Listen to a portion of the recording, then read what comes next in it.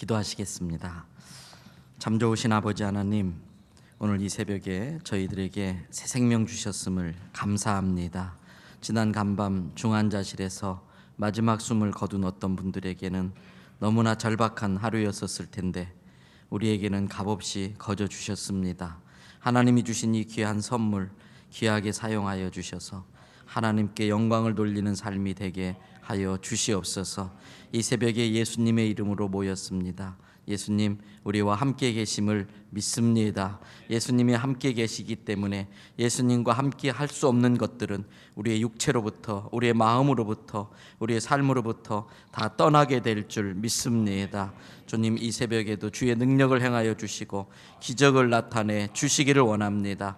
사람이 어찌할 수 없는 것은 아버지 하나님만 하실 수 있는 줄로 믿습니다. 하나님의 능력을 경험하는 시간 되게 하여 주시옵소서.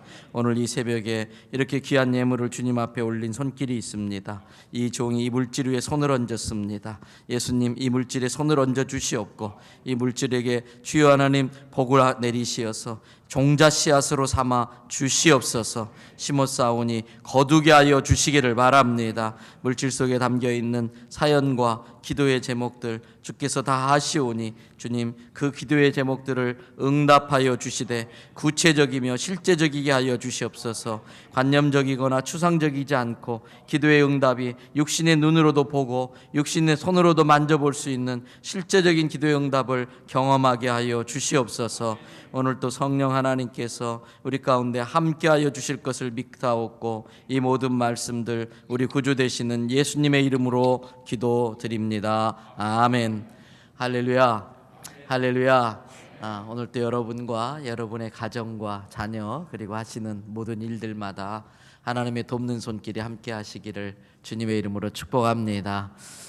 저는 저희 교회에서 모든 집회 시작할 때마다 방금 말씀드린 그 구절을 가지고 우리 성도들을 축복합니다. 저에게 믿음이 있습니다. 그 사람이 아무리 부족하고 모자라다 할지라도 하나님께서 주의 종으로 이렇게 택해서 쓰실 때는 적어도 두 가지의 권세를 주십니다. 그 중에 하나가 축복에 대한 권세입니다. 목회자의 입술을 통해서 선포하는 축복의 권세. 그 중에 하나가 또 신유의 권세입니다. 병든 자들을 위해서 기도할 때에 하나님께서 그 기도를 들으시고 치료해 주시는 그러한 권세와 능력을 주님의 교회를 섬기라고 목회자에게는 기본적으로 준다는 믿음이 저에게 있습니다.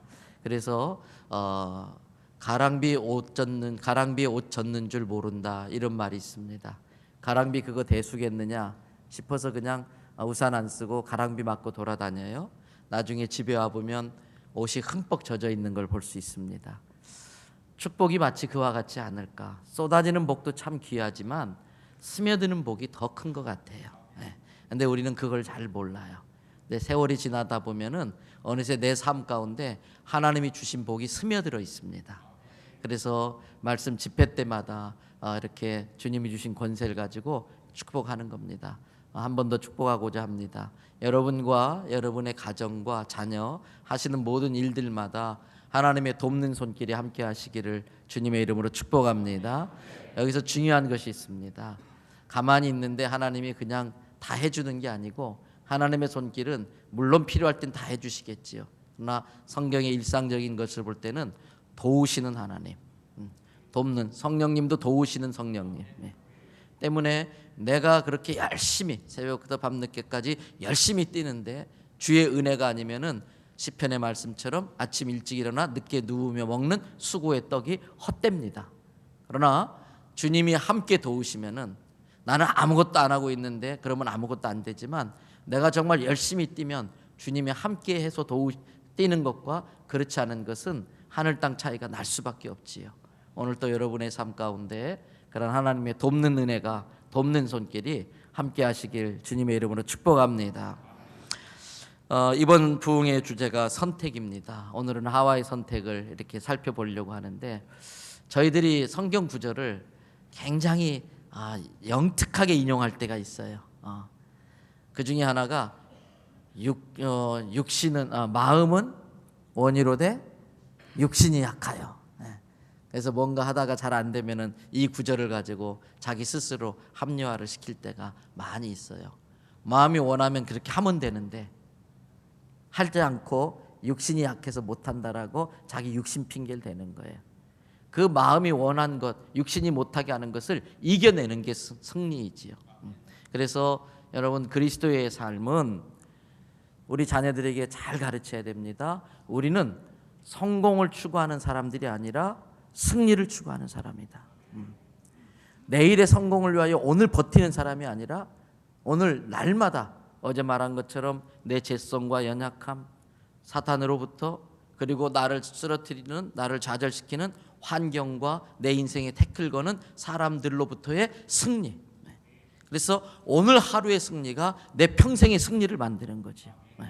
내일의 성공을 위해서 오늘 막 죽으라고 버티는 것이 아니고 성령님 능력, 주님 주신 능력 가지고 날마다 승리할 때에 우리의 삶 전체가 승리하는 인생이 될 줄 믿습니다. 그래서 마음은 원이로 돼 육신이 약하여, 그러기 때문에 승리해야 되는 겁니다. 그것을 이겨내야 되는 거예요. 그 차이인 것입니다. 마음이 원이로 돼 육신이 약하여 주저앉는 사람과 마음이 원하는 것을 이기는 선택을 통해 승리해내는 것, 그것이 우리의 인생을 완전히 갈라놓는 것이지요. 오늘 하와의 선택이 우리에게 아주 중요한 영향을 미쳤어요. 이 하와의 한 번의 선택이 온 인류의 운명을 바꿔놓지 않습니까? 그런데 우리 개인들에게도 마찬가지입니다. 요즘에 뭐 응팔이라고 젊은 친구들, 젊은 친구뿐만 아니라 다 유행이었죠. 뭐 응답하라 1988. 거기에 보니까 옛날 회사 광고가 가끔 중간중간에 나오더라고요. 그 중에 하나가 여러분이 잘 아시는 것이 있어요. 순간의 선택이 10년을 좌우한다. 그런 가전회사에 그러한 것이 있어요. 10년이 아닙니다. 순간의 선택이 평생을 좌우하고, 순간의 선택이 천국과 지옥을 결정짓는, 순간의 선택이 영혼을 결정짓는 거죠. 저는 개인적으로 그러한 중요한 시점이 있었습니다. 저희 부친께서 인천 도원교회라는 곳에서 이렇게 목회를 하셨어요. 목포 북교동교회라는 곳에 계시다가 이제 인천 도원교회 부임을 하셨는데, 하나님의 은혜 가운데 교회가 짧은 기간에 많이 부흥을 했습니다. 그래서 건축을 이제 부임한 지 4년째 되던 해에 이제 건축을 시작하셨어요. 그런데 어려운 여건 가운데 건축을 하시면서 너무 과로를 하셨어요. 그러다 보니까 44살에, 한국 나이로 만 44살에 한 달 만에 옆에 있는 서울대학병원에 오셔서 치료까지 받으셨는데 그게 잘 안 돼가지고 한 달 만에 갑자기 돌아가셨어요. 그때 제가 대학교 1학년 때고요. 저희 남동생이 고등학교 2학년이고 여동생이 중3이고, 어머니는 그 아버님 일 때문에 충격받으셔가지고 쓰러지셔서 이쪽이 다 부서지셔가지고 통기부스라고 누워 계시고요. 목회자가 갑자기 그렇게 돌아가시니까 목회자 가족은 대책이 없더라고요. 그래서 이제 어차피 교회는 새로운 목사님이 오셔야 되니까 이제 사택을 비워주고 이사를 나가는데 정말 많이 울었어요. 아버님이 저에게 물려주신 것은 건축원금 약정한 빚밖에 없었어요.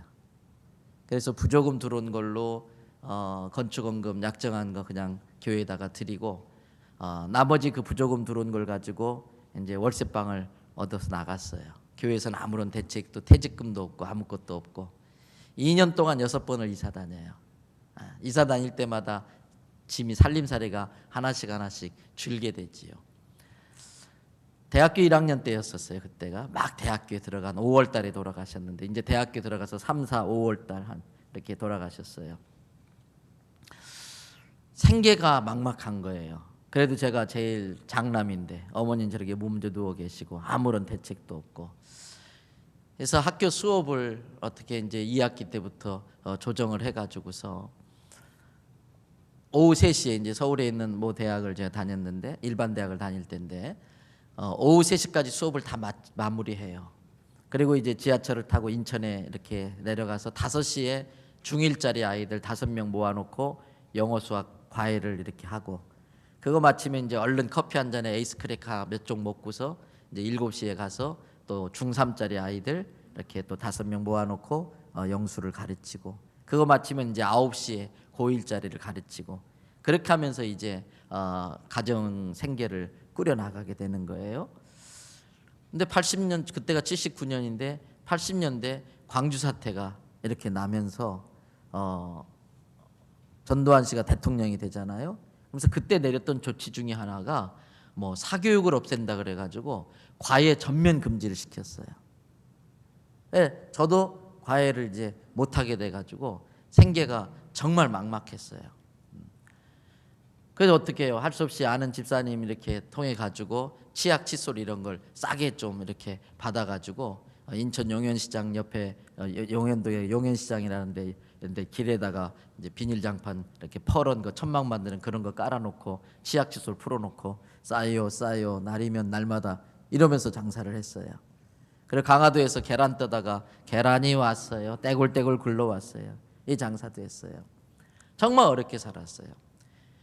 그때 제 마음속에 하나님 계신가? 그리고 1년 동안 교회를 안 나갔어요. 그때 처음 술이라는 것도 마셔보고요. 하나님 앞에 반항하면서 그렇게 살았어요. 그렇게 한 1년을 이렇게 방황하다가 정말 떡이 되게 술을 마시고 그냥 혼수 상태로 가버린 것 같아요. 한 3일 동안을 거의 깨어나질 못했어요. 근데 그때 3일 만에 이제 어떻게 정신이 들면서 딱 집은 책이 성경책이었었어요. 목사 자식이니까 그동안 성경책 많이 봤지요. 근데 그때는 아침은 느낌이 달랐어요. 그리고 핀 게 요한복음이었어요. 사랑한다는 거예요. 사랑한다는 거, 저를. 거기서 뭐가 확 올라오더라고요. 반발심이. 사랑은 무슨 사랑? 사랑한다면 우리 아버지가 뭐 죄 짓다가 뭐 하는 것도 아니고 하나님의 집 건축하는데 갑자기 돌아가시고 그 자식들은 이 죽을 고생을 하고 그 마음과 하나님이 저를 사랑한다는 두 마음이 엄청 싸우는 거예요. 그 순간에 저의 선택이 오늘 저를 만들었어요.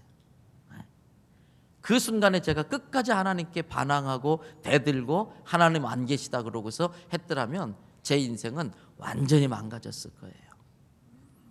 그때에 제가 하나님 앞에 항복을 해요. 무릎을 꿇고 항복을 해요. 하나님께 대항해봤자 아무것도 아니고 그러면서 하나님 앞에 납작 엎드려서 회개하며 기도하고 그때 신학을 하기로 결정을 했어요. 따뜻한 기계를 다루는 것보다는 정말 저같이 저는 특별히 청년에 대한 마음이 많은데 그 당시에 제가 그렇게 힘든데도 평상시엔 참 좋았었는데 막상 그렇게 힘드니까 찾아갈 사람이 아무도 없더라고요. 찾아갈 사람이 아무도 없어요. 그때에 나이 많은 여자 전사님이 계셨어요. 저희 아버님 밑에서 일을 하던 나이 많은 여전사님이 계셨어요. 저를 이제 학생 때 지도하고 새벽 2시고 1시고 술 취하면 그분 집 가서 두들기는데 사실은 그분 입장에서는 굉장히 곤란한 거였지요. 아무리 대학교 1학년이지만 그래도 남자인데 그런데도 제가 술 마셨다고 야단 한 번 안 치시고 그냥 다 품어주시고 받아주셨어요. 격려해 주시고 물론 제가 그분에게도 많이 그냥 막 하나님이 난 어떻게 그럴 수 있느냐 항의도 하고 했지만 그때 그분이 저에게 얼마나 많은 도움이 된지 몰라요. 그때 제가 깨닫게 된 것이 쓰러진 거목 나무를 일으키는 것은 힘이 많이 들어요. 그거 일으키는 건 힘들어요. 근데 쓰러지려고 할 때에 누가 옆에서 살짝만 이렇게 받쳐주면은 안 쓰러지고 잘 클 수 있어요. 그래서 제가 그날 새벽에 하나님 앞에 헌신을 하고 이제 청년들을 이렇게 쓰러지려고 하는 청년을 제가 쓰러질 때에 받쳐주는 사람이 없었고 그 전사님이 저에게 이렇게 받쳐주셨던 것처럼 그 일을 좀 해야겠다. 그래서 그때부터 계속 청년 사역을 했어요. 제가 그 경험을 통해 깨달은 게 있습니다. 그 순간의 선택이 저의 영혼까지 결정지었어요. 그 순간의 선택이 저를 목회자가 되게 했고 그 순간의 선택이 오늘 이 자리에 설 수도 있게 되어졌고 오늘 우리의 삶도 마찬가지라고 생각해요. 정말 하나님이 나를 사랑하시는가, 하나님 살아계신가에 대한 갈등이 있는데 그 순간에 내가 하나님께 반항할 것인가 순종할 것인가 그때가 중요한 선택이라는 거지요. 오늘 본문 말씀은 여러분들이 잘 아시는 말씀이에요. 3장 1절에 창세기 1장 2장까지는 사탄이 없어요. 죄가 없어요. 그런데 3장 1절에 가장 먼저 등장하는 게 그런데 뱀은 그래요. 그런데 뱀은, 여기서 우리가 깨달아야 될 영적 교훈이 있어요. 에덴 동산에도 사단은 있더라. 에덴 동산에도 사단은 있더라. 사탄은 우리를 쓰러뜨리기 위해서는 못할 짓이 없어요. 안 오는 곳이 없어요. 언제나 어디서나 항상 사탄은 있어요. 심지어는 교회 안에서도, 심지어는 예수님의 제자 가운데서도. 에덴 동산에도 사단이 있었다면 나도 별 수 없는 거예요. 내 주변에는 항상 나를 쓰러뜨리려고 하는 사단의 공격이 얼마나 많은지요. 때문에 우리 성도의 삶은 매 순간순간 방심하면 안 돼요. 어느새 나도 모르게 사단의 태클에 걸려서 넘어질 수가 있다고 하는 것이에요. 그 사단이 우리에게 접근하는 방식이 있습니다. 가장 먼저 접근하는 것은요, 의심하게 만들어요. 그럴까? 정말 그럴까? 의심하게 만들어요. 두 번째 방법은 불만을 품게 만들어요. 자, 2절 말씀 보십시오. 1절 말씀 보십시오. 1절 말씀 중간에 보니까 들짐승 중에 가장 간교하니라 뱀이 여자에게 물어 이르되, 그 다음 뭐라고 돼 있어요? 하나님이 참으로 너희에게 모든 동산 나무의 실과를 먹지 말라 하시더냐. 이 말씀을 잘 보세요. 하나님이 다 먹으라고 그랬어요. 딱 하나, 선악을 알게 하는 나무만 먹지 마라. 다 먹으라고 그랬어요. 근데 사단은 하와에게 뭐라고 그랬어요? 모든 나무의 실과를 먹지 말라 하더냐. 찔르는 거예요. 간 보는 거예요. 요즘 애들 말로 하면. 그러면서 이 질문 속에 미묘한 뉘앙스가 있어요. 하나님은 아주 인색하신 분, 하나님은 아주 짜신 분, 모든 나무의 실과를 먹지 못하게 하시는 분인 것처럼 하는 거예요. 그때가 참 중요해요. 그때가 참 중요해요. 오늘 3장 1절에 들짐 중에 가장 간교하니라 그랬어요. 이 간교한, 이걸 NIV 성경에 보니까 크래프티, 아주 간사하고 교활하다는 거예요. 간사하고 교활하기 때문에 넘어가는 겁니다. 넘어갈 만하니까 많은 사람이 넘어가는 거예요.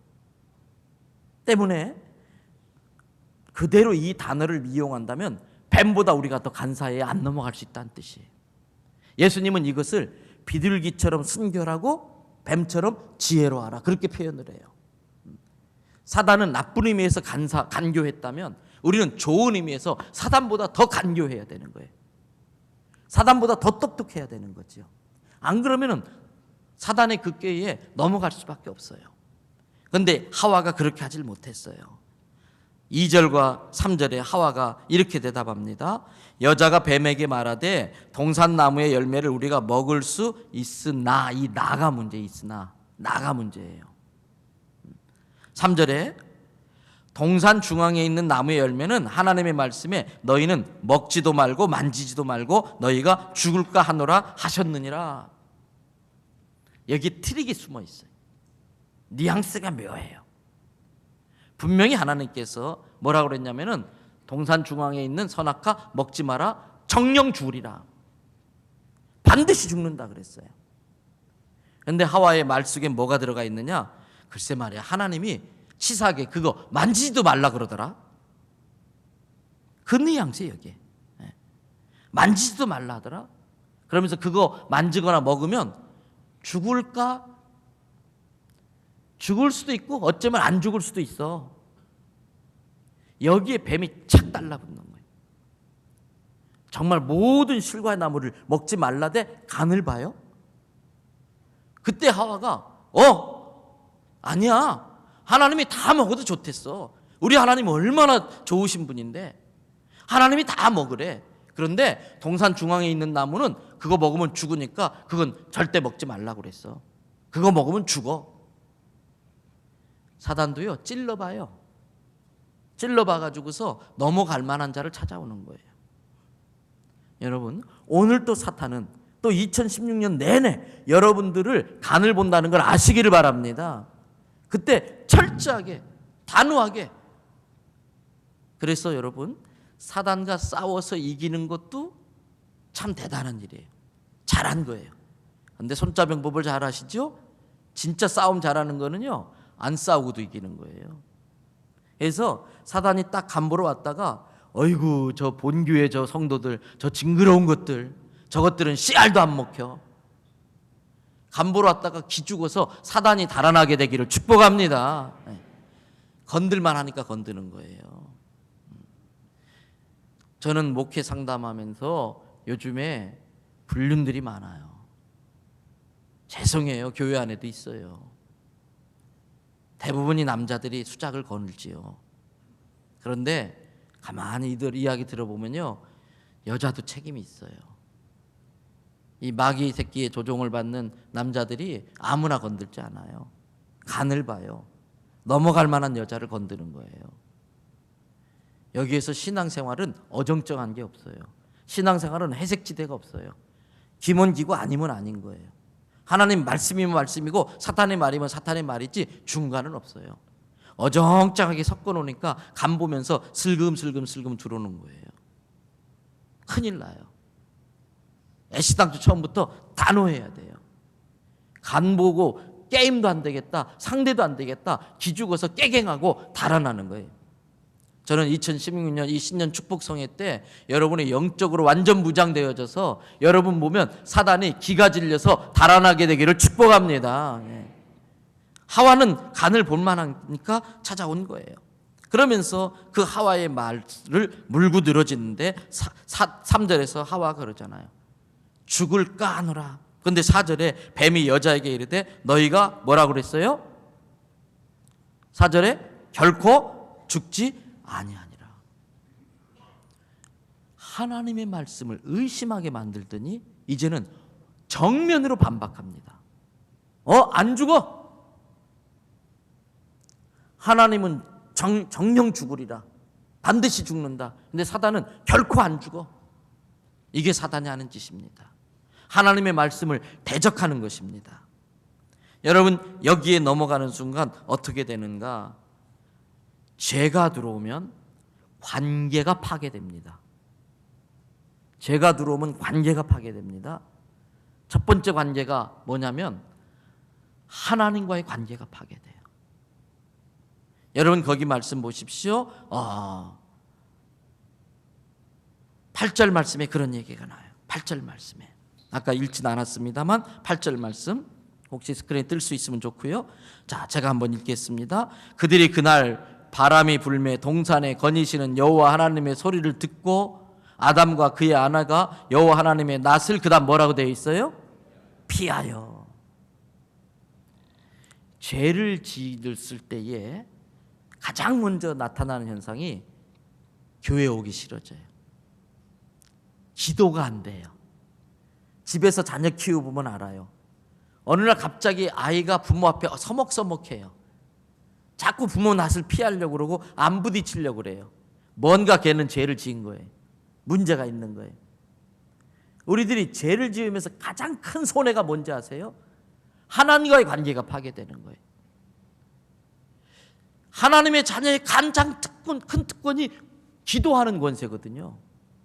자식으로서 아버지에게 구하는 대로 받을 수 있는 권세가 가장 큰 권세, 기도의 권세인데 사단은 그 권세를 누리지 못하게 해요.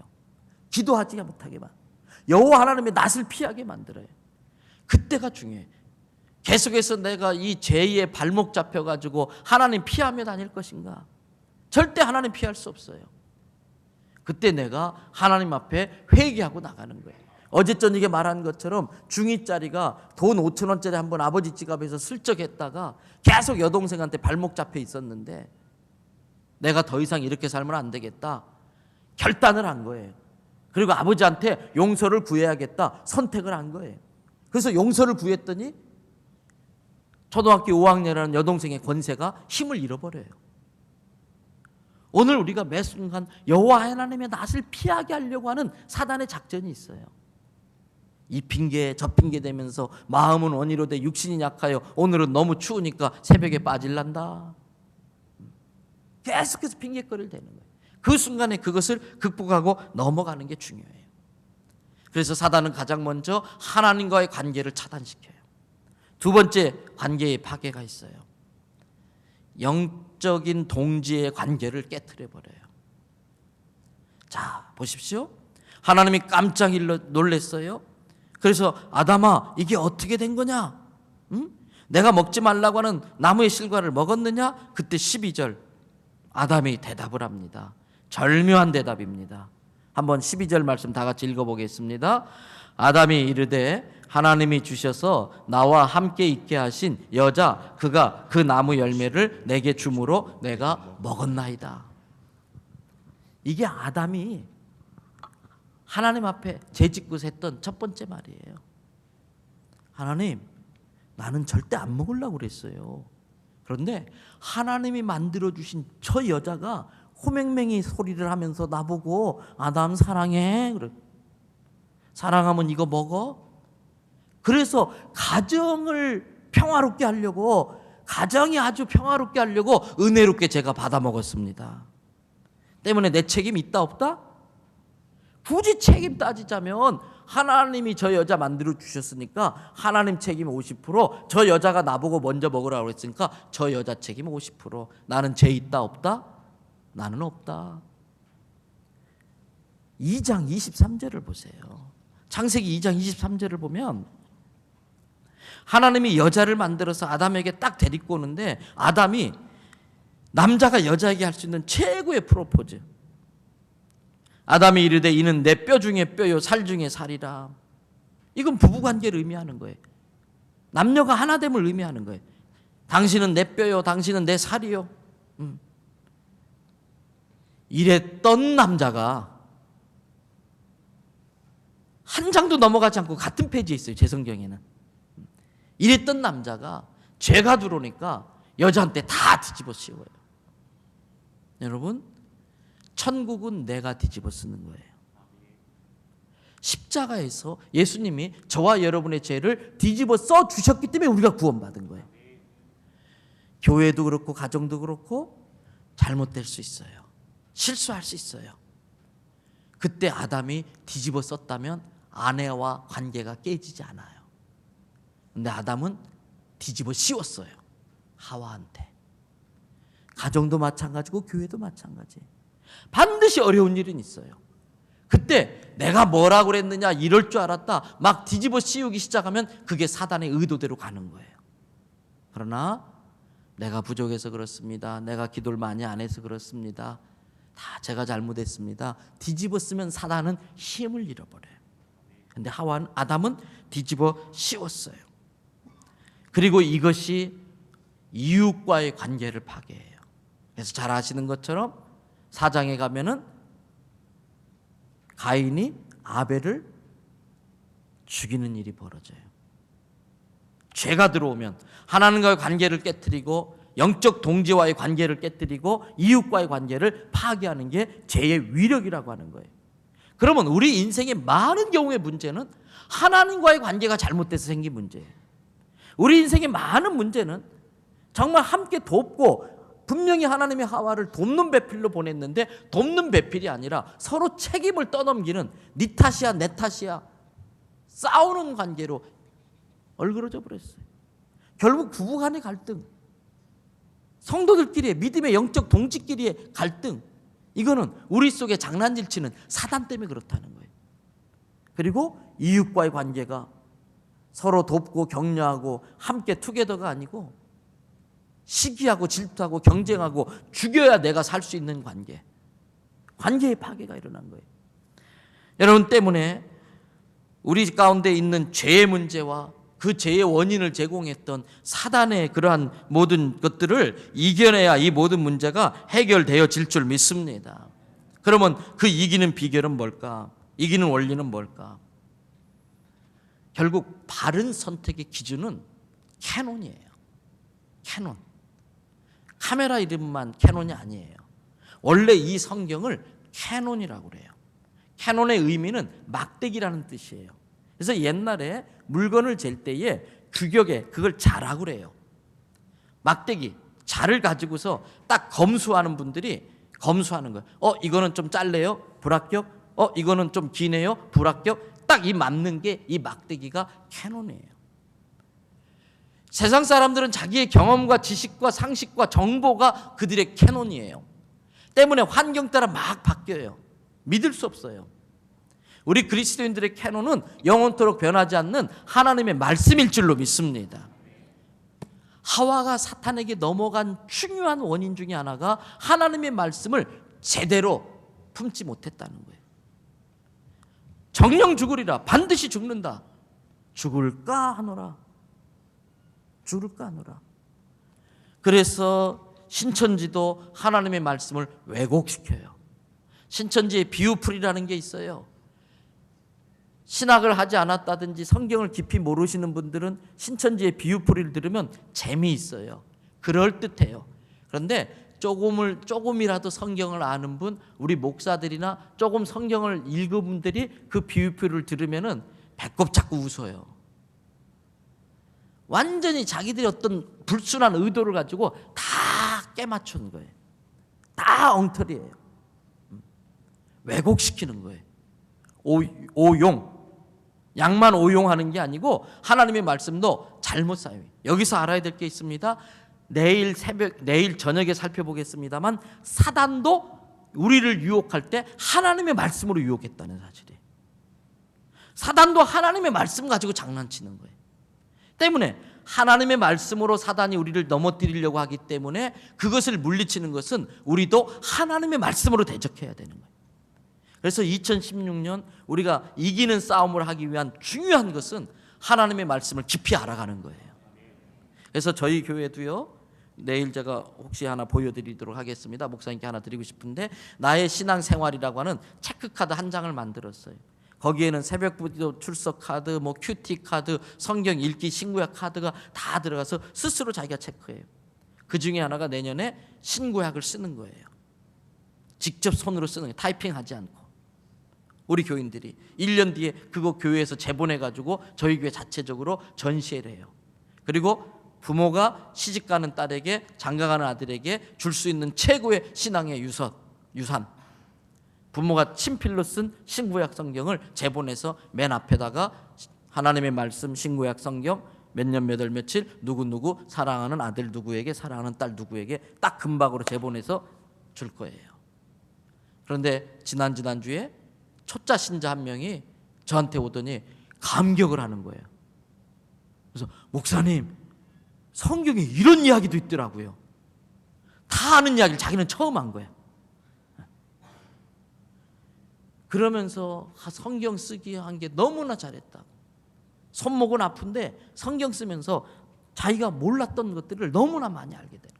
여러분, 2016년 여러분의 캐논이 하나님의 말씀으로 바로 자리 잡으시기를 바랍니다.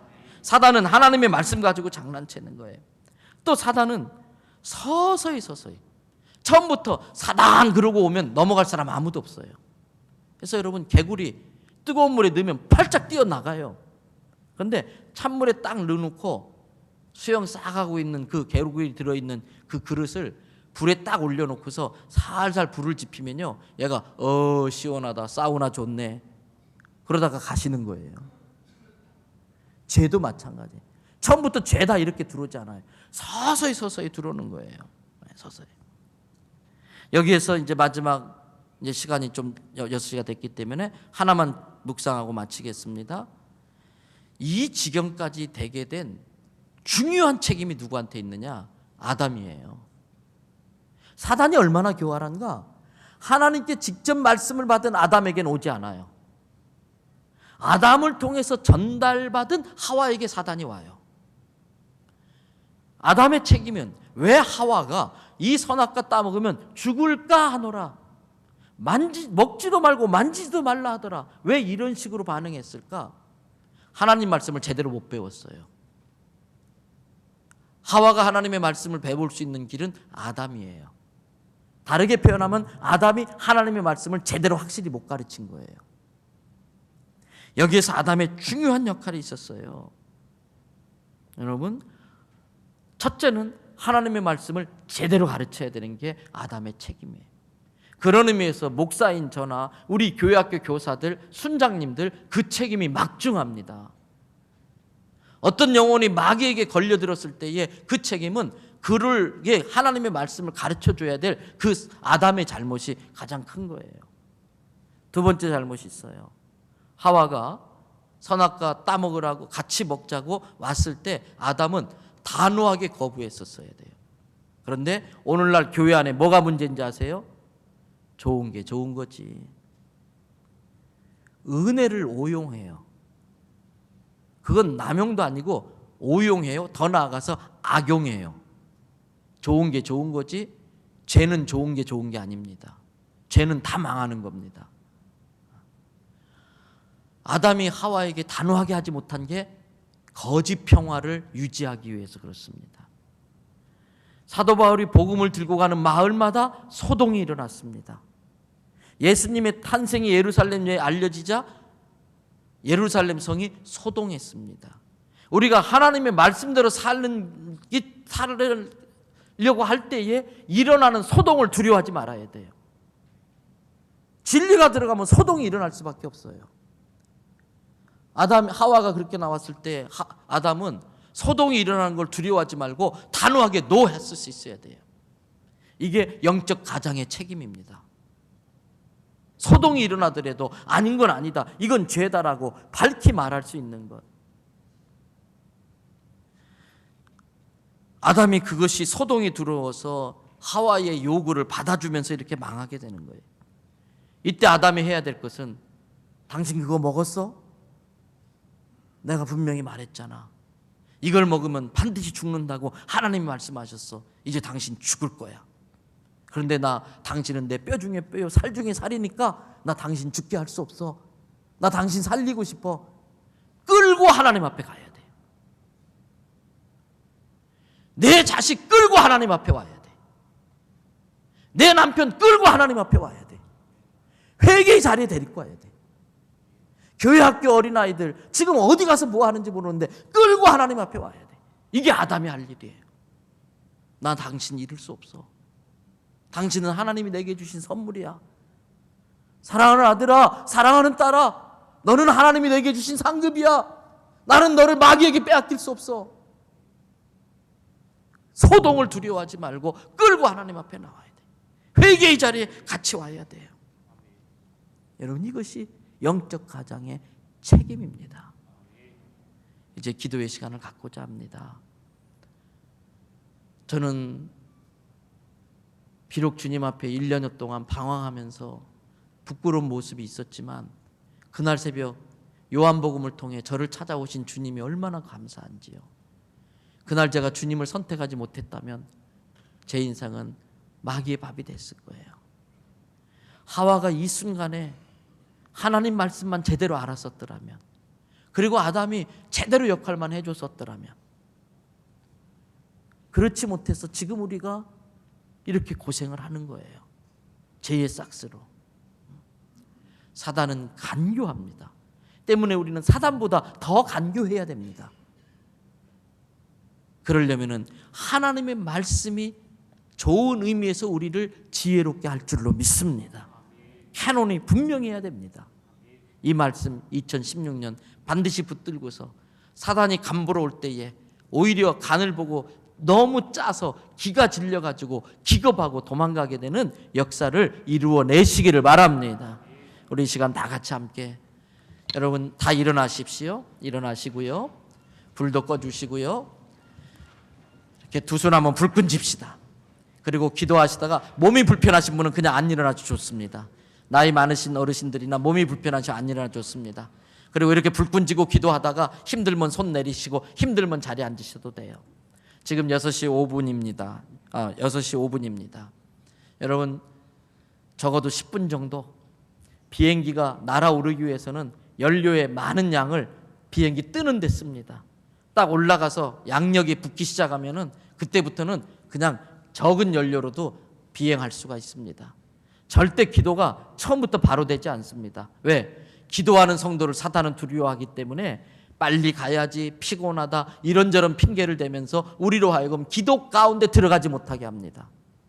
내가 기도하지 하는 게 아니고 성령의 기독케 하심을 따라 기도하는 단계까지 올라가야 됩니다. 그런데 처음에는 내가 힘써서 성령님이 도와주실 때까지 성령님이 나를 도우도록 성령님 앞에 매달리는 이륙하는 순간이 필요합니다. 그게 보통 한 5분, 10분 이상 걸립니다. 근데 딱 뜨면 그때부터 기도 시간이 30분, 1시간 시간 가는 줄 모르고 기도하게 되어 있습니다. 그래서 새벽 기도는 소리내지 않고 기도하면 100% 좁니다. 새벽 기도는 소리내서 기도해야 계속 기도할 수 있습니다. 이 시간에 우리가 사랑하는 주님의 이름 3번 부르짖고 같이 주먹 불끈 쥐고 막 이렇게 기도하는데 팔이 아프면 내리시고 다리가 아프면 앉으시면 됩니다. 한참 기도하는데 중간에서 나 일찍 가야 되니까 비켜달라고 그러면은 기도가 갑자기 맥이 끊깁니다. 그래서 내가 오늘 새벽에 좀 제대로 기도해야겠다. 여기 중간중간 빈자리 많아요. 2층도 저 위에 층도 많고 그래서 구석구석 찾아가시고 필요하시면 강단 기도도 올라와서 하시고 우리 같이 기도하는 시간 갖고 마지막엔 주기도문으로 마치고 오늘 저녁 7시 반 끌고 와야 됩니다. 회개의 자리에 억지로라도 끌고 와야 됩니다. 우리 주여 3번 부르짖고 합심으로 기도합니다.